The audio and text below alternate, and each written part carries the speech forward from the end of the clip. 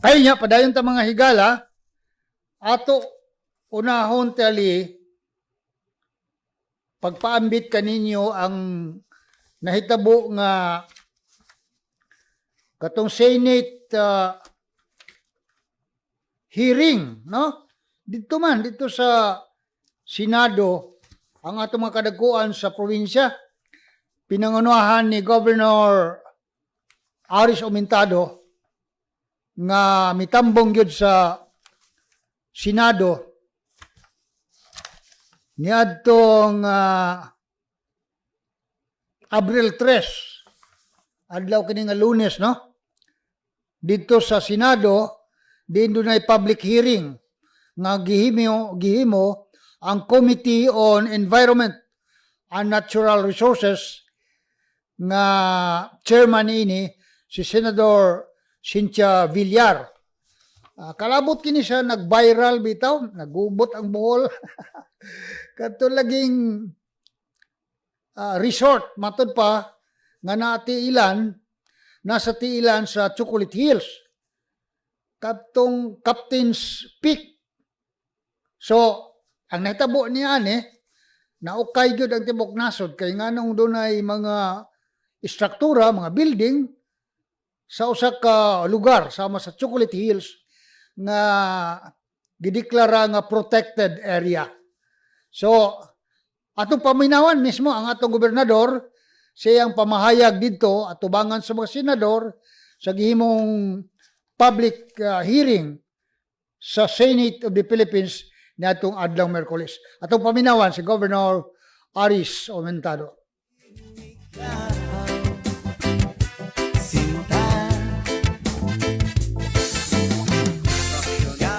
Operation of Captain's Peak Resort and other similar resorts and commercial establishments in the Chocolate Hills. Nonetheless, I want to start by presenting my view as the father of the province. This is not just an environment issue, but also a social issue. We are thankful that Bohol is blessed with so much natural beauty and unique geological features. The Chocolate Hills are just one of these which make our province famous and favorite tourist destination. They are declared as natural monument, a protected area, and swayed UNESCO to designate Bohol as Global Geopark, the first and only in the Philippines. As public servants at the helm of the provincial government, we take our responsibility seriously to preserve the natural wonder of our province so that the next generation can enjoy them as well. We appreciate that in Bohol, we have active advocates for the environment, concerned citizens, civil society organizations who keep government in check and help shape public policy. Of course, we want to maintain Bohol's designation as a global geopark while tourists have been coming to our province even before the designation. Being a geopark gives Bohol an added advantage in the world tourism industry. What good is having a beautiful and naturally preserved province but our ordinary people are deprived of the chance to benefit from the tourism boom? What good is a global geopark designation if our people could not have a fair chance to get out of poverty? 25 years ago, Bohol was among the top 20 poorest provinces in the country. Bohol was also a hotbed of communism insurgents, blaming government neglect as the cause of their poverty. Our leaders then made poverty reduction a primary objective through agriculture and tourism as economic drivers.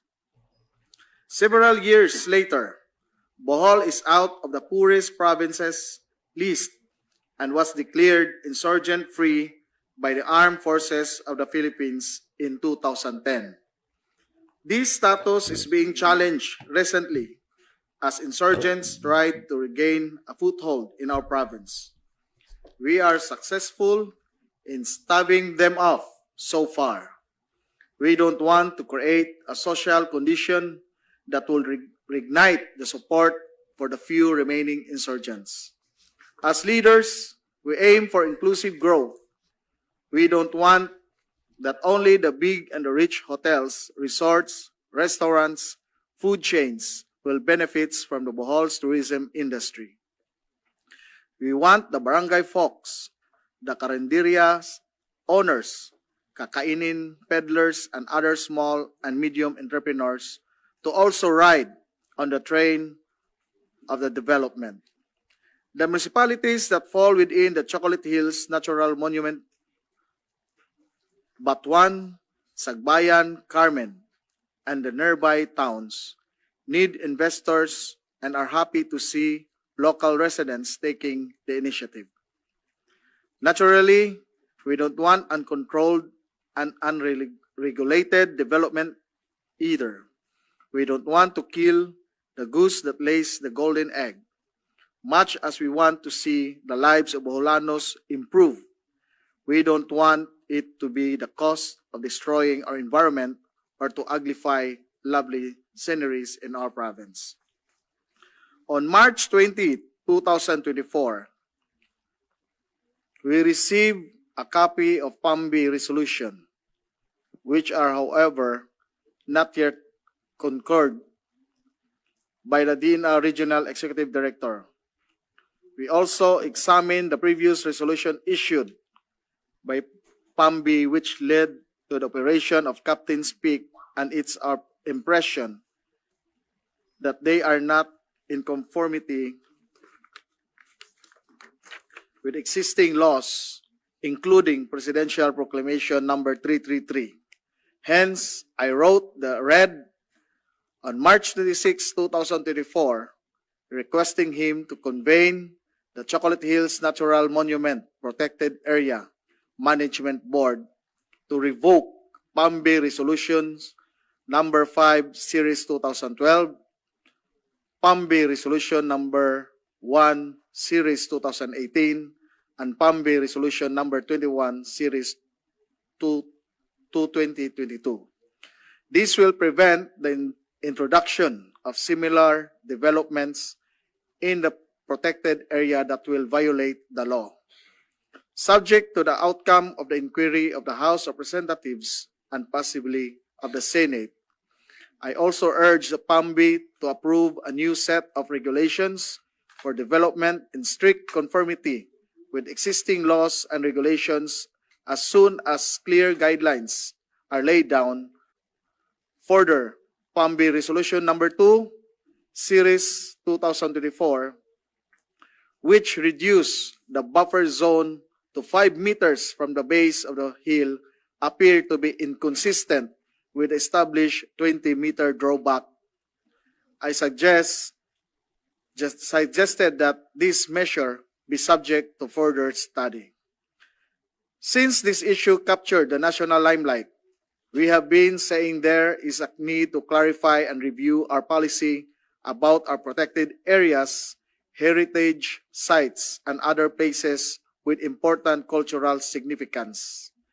In the light of early pronouncement of high government officials, comments, and opinion in social media, we ask from the standpoint of local officials, should we allow development in these areas or totally prohibit any human activity at all? If it's absolute prohibition, then there should be just compensation to private owners who could no longer benefit from their land. Long before this area are declared as protected sites, there are communities and farmland already. These are places where they were born. These are their homes going back several generations. If development is allowed, then the guidelines should have no room for ambiguity. The responsibilities of the PAMBI members, LGU officials, and other involved in the process should be clear. If we are to be a world-class tourist destination, we should have sufficient facilities to cater to the tourist needs. The members of the PAMBI should be capacitated and given orientation on the crucial role they play. The PAMBI needs technical assistance. The coordination between national government agencies concerned and the local government units should be strengthened because we have seen an instance where a mayor's permit is issued despite the absence of an ECC, and a case where no mayor's permit is issued even there is an ECC. Either way, the resort owners and the workers are the losing end. This could discourage the inflow of investment that the local government badly need. Safety nets should be put in place to safeguard both the environment and the investor and workers in this establishment, which may be adversely affected with stringent regulation are enforced. We are proposing the creation of a Review and Development Committee, REDCOM, composed of environment consultants, landscape architects, and experts on aesthetics and design to assist the PAMBI before giving any development clearance. This committee could be an independent body or part of the structure of the PAMBI. Just before we had a break for the Holy Week, the officers of the League of Municipalities in Bohol expressed to me their stand on this issue. They asked me to convey before this honorable committee that certain areas in their municipalities should be excluded or taken out from the protected zone in order for their local government to harness the full potential of their towns. Conclusion, I humbly submit this is not just a simple case of protecting the environment. This is not merely a legal battle over environmental conservation or a quest to pinpoint accountability. This is a reflection of the social ramifications that ripple through our communities when the sanctity of natural heritage is at stake. This controversy highlights the interconnectedness of our action and their impact on society at large. The closure of the resorts, while a victory for the environmentalists, also casts a shadow on the livelihood of those employed there and economic aspiration of the local community. It is a brutal reminder that every environmental decision is also a social one, affecting real people with real needs. The challenge, therefore, is not just to protect our environment, but to do so with nurturing the social fabric of our communities. Thank you very much, Mr. Chair.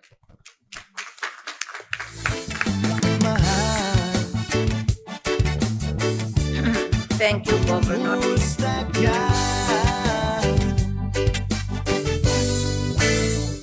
Okay, mga higala, inyong nabati ang atong gobernador no sa lalawigan sa Bohol og ang iya gyud nga mensahe ngadto sa mga senador, mga igsoon ko. Ako gibati sad ko og dako gyud nga kana bitaw kabalaka kun pananglit ang mga senador ang ilalang taon ang matud pa environmental issue or on sa mga unya makalimtan ang mga tao nga naa sa diha no nalambigit sa industriya sa turismo nga maapektuhan nining mga issue karon. Ipasabot niya na mga higala nga inatunta makita po sa mga senador nga kanang lugar diha nga na deklara nga protected area doon na say mga tag-iya niya na o sa kanya ito pang panahon sa ilang katigulangan.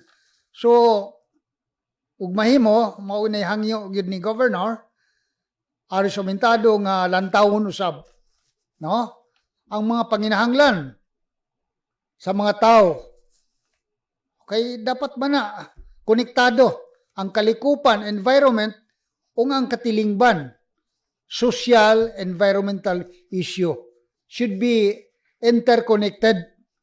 nga og mahimo wala sa din tao'y mawada og panginabuhi. O pananglit kanang Captain's Peak. O pila ka milyon ang nagasto niya na pinaningkamutan.